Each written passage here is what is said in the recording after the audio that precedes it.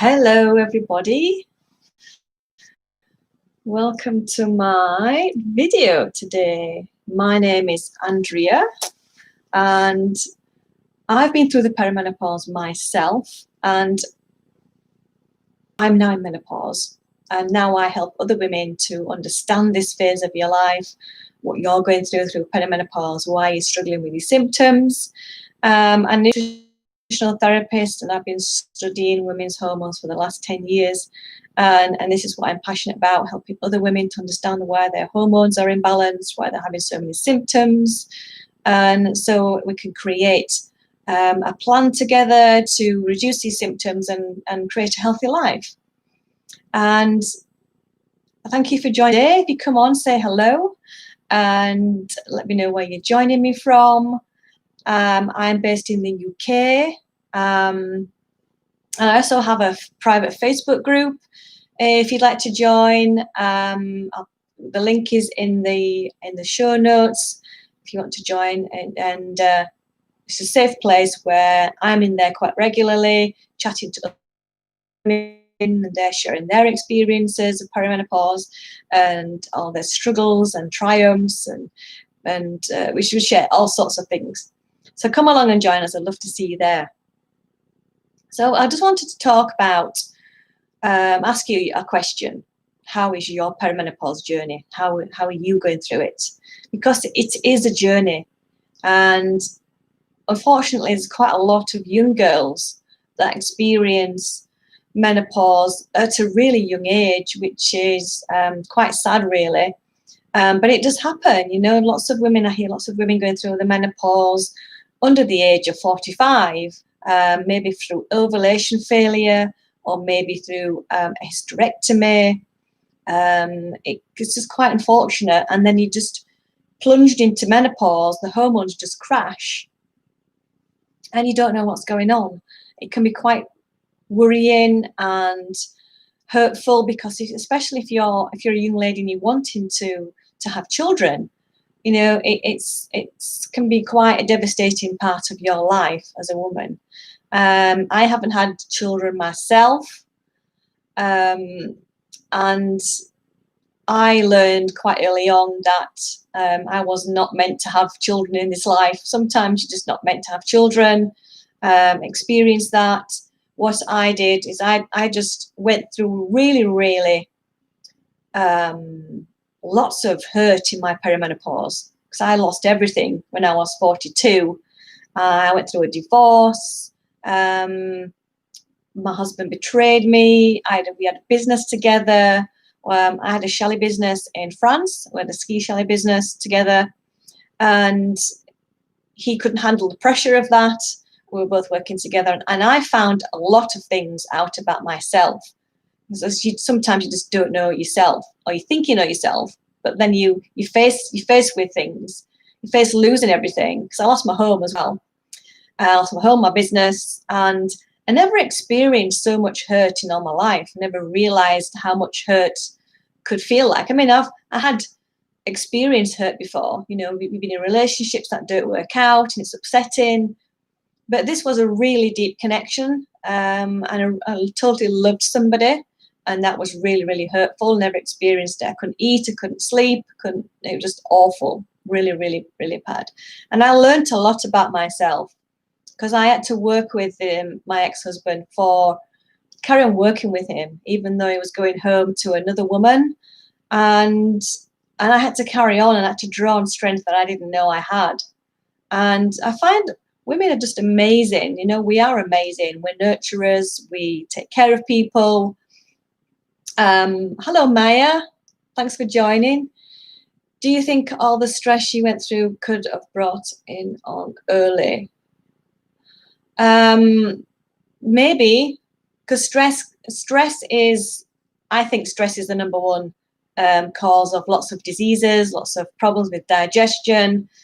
And stress can actually bring on, you know, if you have traumatic, stressful events in your life, then it could bring on premature menopause.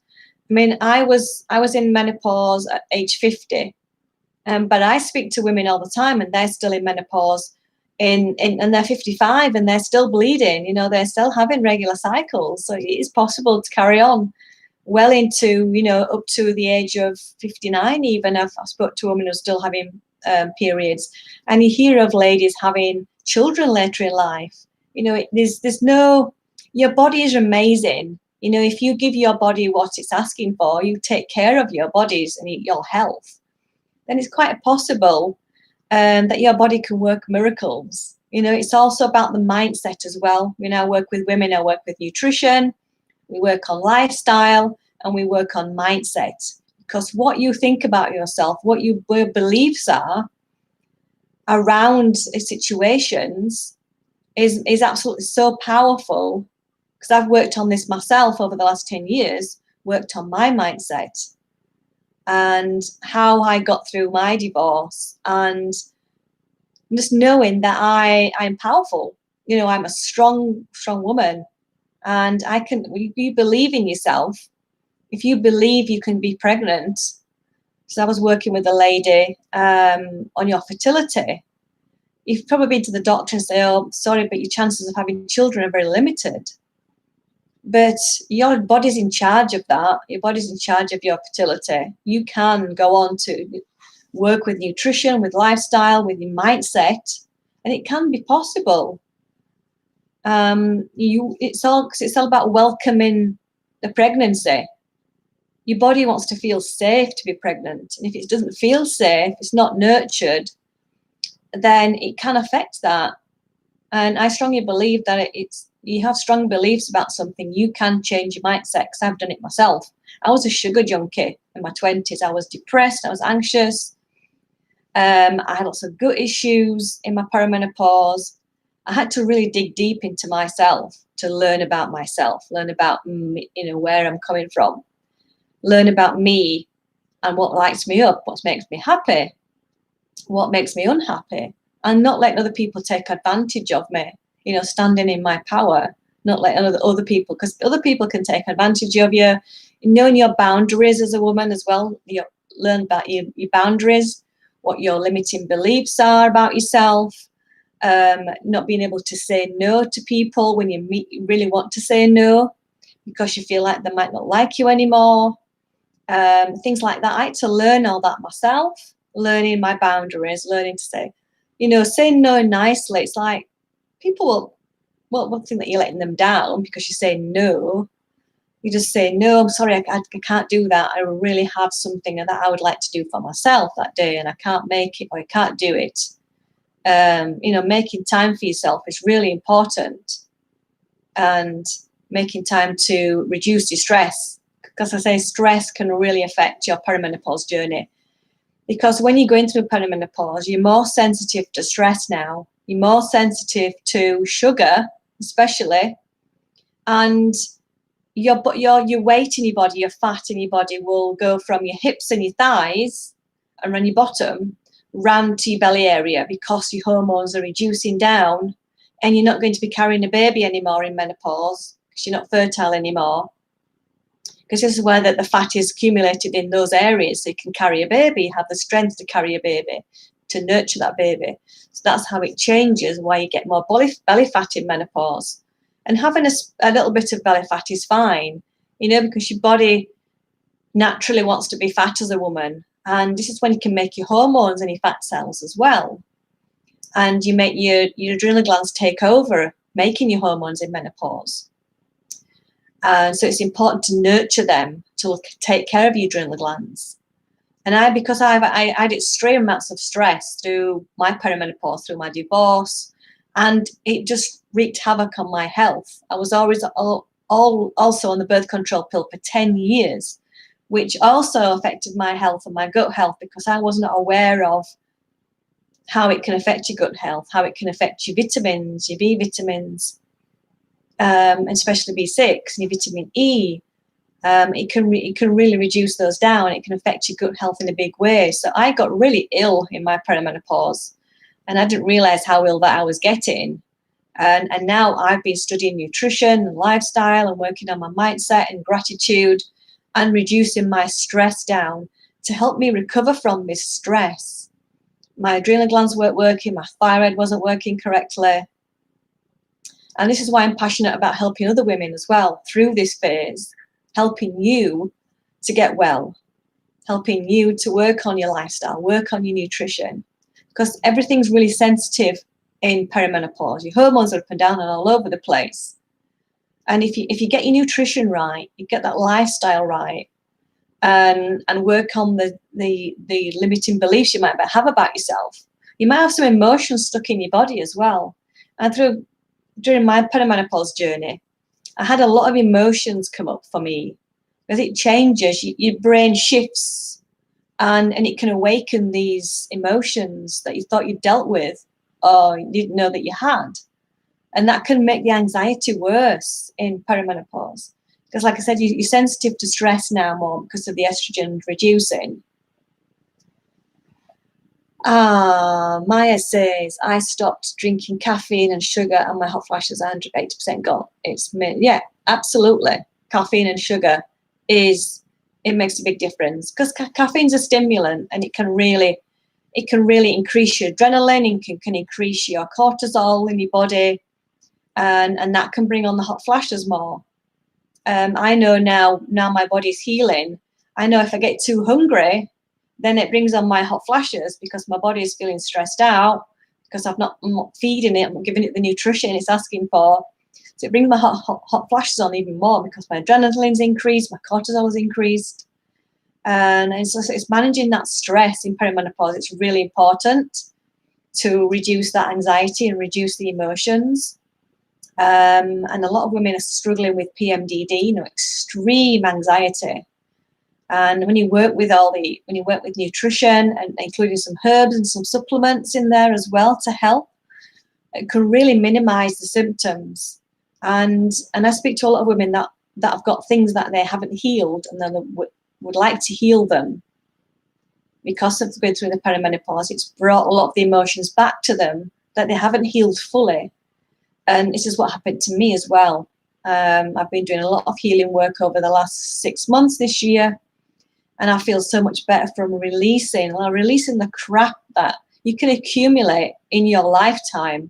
Other people's beliefs, other people's negativity, what other people think of you, the hurt from other people, the hurt from past relationships, the hurt from losing a loved one.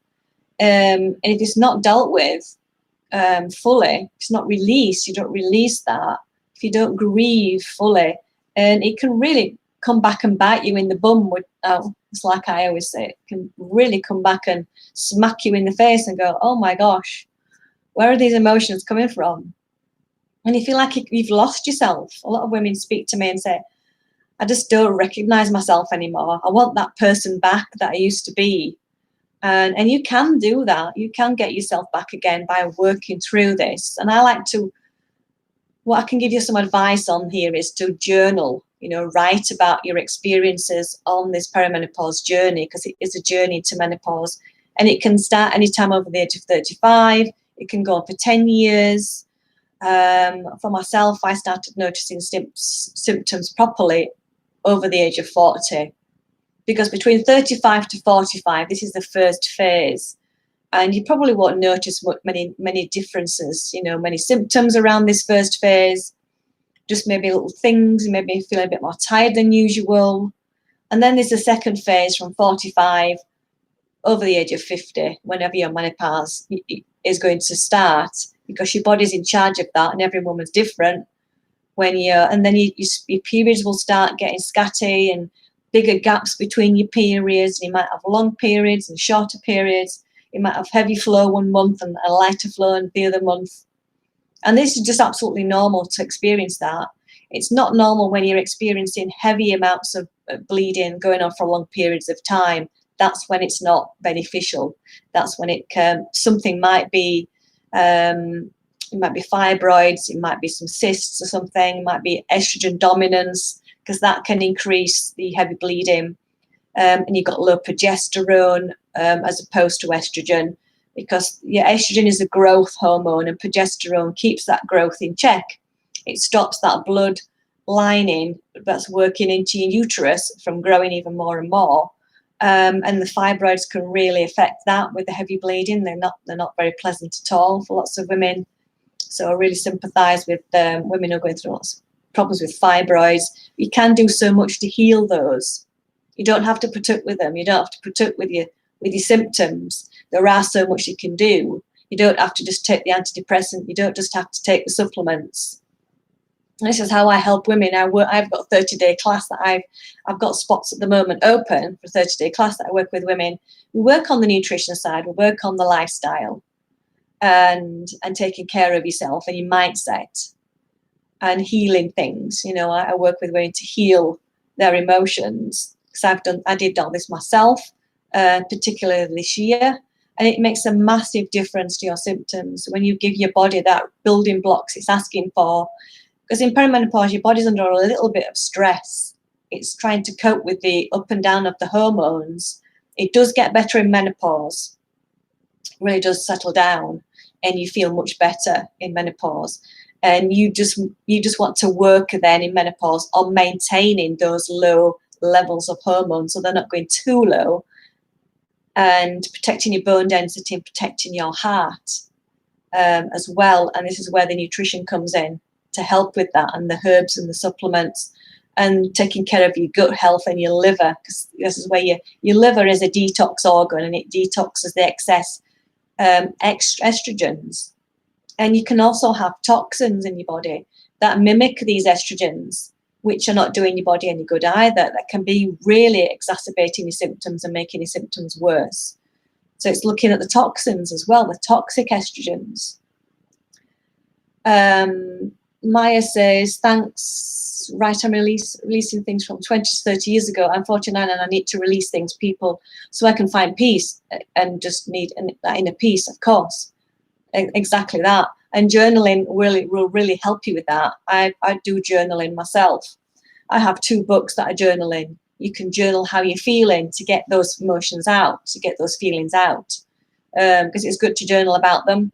And then it's just writing why are you feeling like this? How are you feeling? Why are you feeling like this? Who's affecting you?